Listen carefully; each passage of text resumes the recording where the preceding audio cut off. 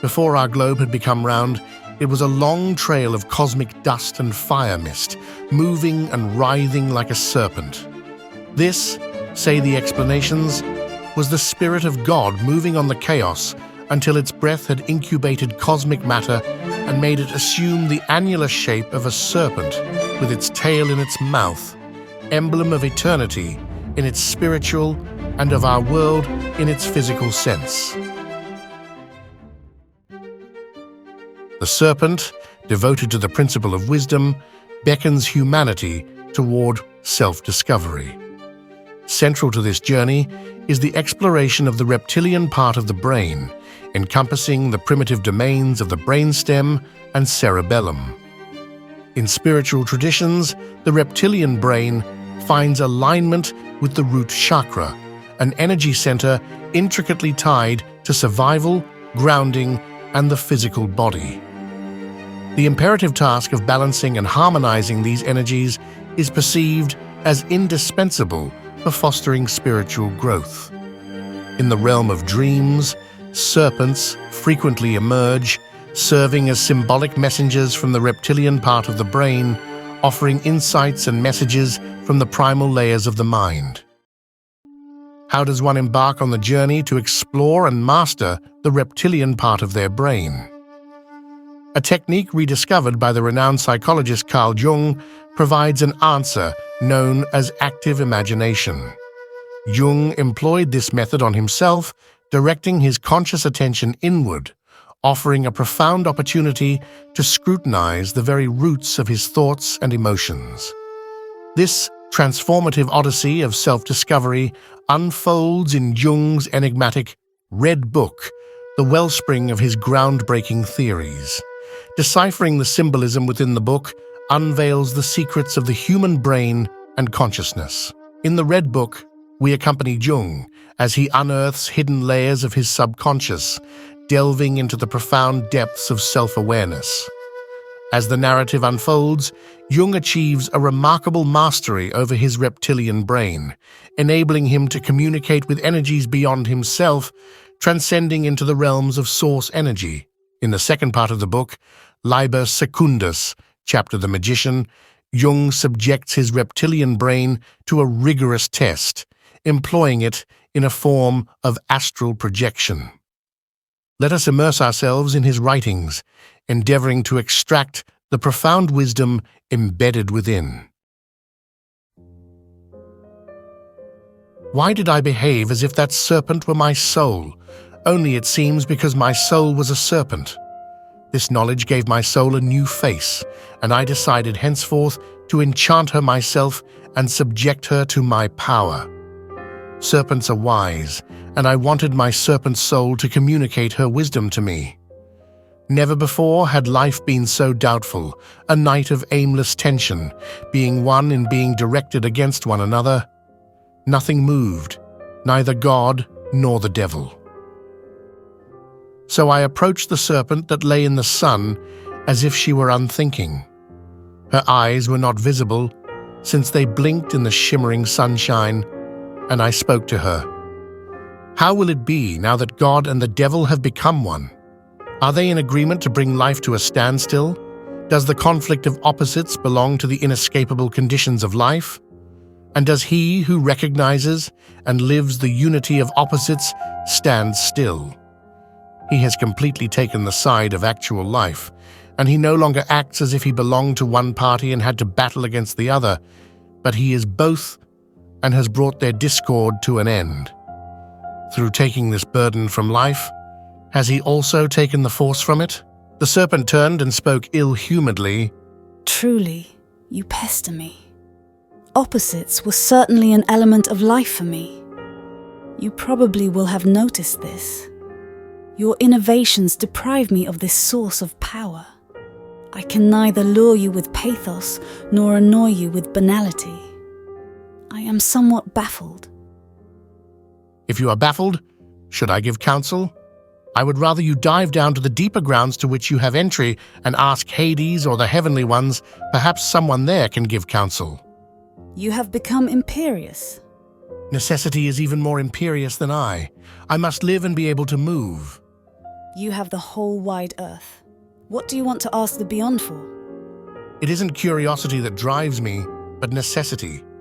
I will not yield. I obey, but reluctantly. This style is new and unaccustomed to me. There is a pressing need. Tell the depth that prospects are not looking too good for us because we have cut off an important organ from life. As you know, I'm not the guilty one, since you have led me carefully along this way. You might have rejected the apple. Enough of these jokes. You know that story better than I do. I am serious. We need some air. Be on your way and fetch the fire. It has already been dark around me for too long. Are you sluggish or cowardly? I'm off to work. Take from me what I bring up. Slowly, the throne of the god ascends into empty space, followed by the Holy Trinity, all of heaven, and finally, Satan himself. He resists and clings to his beyond. He will not let it go. The upper world is too chilly for him. Welcome, hot thing of darkness. My soul probably pulled you up roughly. Why this noise? I protest against this violent extraction. Calm down. I didn't expect you. You come last of all. You seem to be the hardest part. What do you want from me? I don't need you, impertinent fellow. It's a good thing we have you. You're the liveliest thing in the whole dogma. What concern is your prattle to me? Make it quick, I'm freezing. Listen, something has just happened to us. We have united the opposites. Among other things, we have bonded you with God. For God's sake, why this hopeless fuss? Why such nonsense? Please, that wasn't so stupid. This unification is an important principle. We have put a stop to never-ending quarreling to finally free our hands for real life. This smells of monism. I have already made note of some of these men. Special chambers have been heated for them. You're mistaken. Matters are not as rational with us as they seem to be. We have no single correct truth either. Rather, a most remarkable and strange fact has occurred. After the opposites had been united, quite unexpectedly and incomprehensibly, nothing further happened. Everything remained in place, peacefully and yet completely motionless, and life turned into a complete standstill. Yes, you fools. You certainly have made a pretty mess of things. Well, your mockery is unnecessary. Our intentions were serious. Your seriousness leads us to suffer.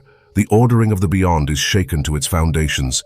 So you realize that matters are serious. I want an answer to my question. What should happen under these circumstances? We no longer know what to do. Well, it is hard to know what to do and difficult to give advice even if one would like to give it. You are blinded fools, a brashly impertinent people. Why didn't you stay out of trouble? How do you mean to understand the ordering of the world? Your ranting suggests that you are quite thoroughly aggrieved. Look, the Holy Trinity is taking things coolly. It seems not to dislike the innovation. The Trinity is so irrational that one can never trust its reactions. I strongly advise you not to take those symbols seriously. I thank you for this well-meant advice, but you seem to be interested. One would expect you to pass unbiased judgment on account of your proverbial intelligence. Me, unbiased. You can judge for yourself. If you consider this absoluteness in its completely lifeless equanimity, you can easily discover that the state and standstill produced by your presumptuousness closely resembles the absolute. But if I counsel you, I place myself completely on your side, since you too find this standstill unbearable. What? You take my side? That is strange. That's not so strange. The absolute was always averse to the living. I am still the real master of life. That is suspicious. Your reaction is far too personal. My reaction is far from personal. I am utterly restless, quickly hurrying life. I am never contented, never unperturbed. I pull everything down and hastily rebuild. I am ambition, greed for fame, lust for action. I am the fizz of new thoughts and action. The absolute is boring and vegetative. All right, I believe you. So, just what do you advise? The best advice I can give you is, revoke your completely harmful innovation as soon as possible. What would be gained by that? We'd have to start from scratch again and would infallibly reach the same conclusion a second time. What one has grasped once, one cannot intentionally not know again and undo. Your counsel is no counsel. But could you exist without divisiveness and disunity? You have to get worked up about something, represent a party, overcome opposites if you want to live. That does not help. We also see each other in the opposite. We have grown tired of this game. And so with life. It seems to me that it depends on what you call life. Your notion of life has to do with climbing up and tearing down, with assertion and doubt, with impatient dragging around, with hasty desire. You lack the absolute and its forbearing patience. Quite right. My life bubbles and foams and stirs up turbulent waves. It consists of seizing and throwing away, ardent wishing and restlessness. That is life, isn't it? But the absolute also lives. That is no life. It is a standstill, or as good as a standstill, or rather, it lives interminably slowly and wastes thousands of years, just like the miserable condition that you have created. You enlighten me.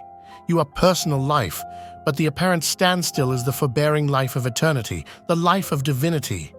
This time you have counseled me well. I will let you go. Farewell. Satan crawls deftly like a mole back into his hole again. The symbol of the Trinity and its entourage rise up in peace and equanimity to heaven. I thank you, Serpent, for hauling up the right one for me.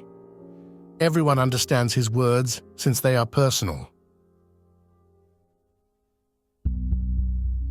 How can we unravel the profound insights within these intricate writings and decipher the true counsel Satan imparts to humanity? Framed as a dialogue between human evolution and its most primal material instinct, symbolized by Satan as the Lord of Matter, the narrative delves into the fundamental aspects of our existence. Towards the end, Satan provocatively questions whether humanity can endure without divisiveness and disunity, underscoring our current fear-based state of consciousness. In response, Jung asserts that the absolute also lives, referring to cosmic principles and laws established during the universe's inception, such as gravity. Satan's final advice resonates with a condemnation of what he perceives as a stagnant and slow existence, akin to the miserable condition humanity has created. He contends that our lack of understanding of cosmic principles, particularly in the realm of morality, has hindered spiritual evolution for millennia. This viewpoint challenges our historical propensity for war and conflict, suggesting that our failure to recognize our interconnectedness has hindered true progress. True evolution can only begin when the majority of humans elevate their consciousness into a state of love. Thank you for viewing.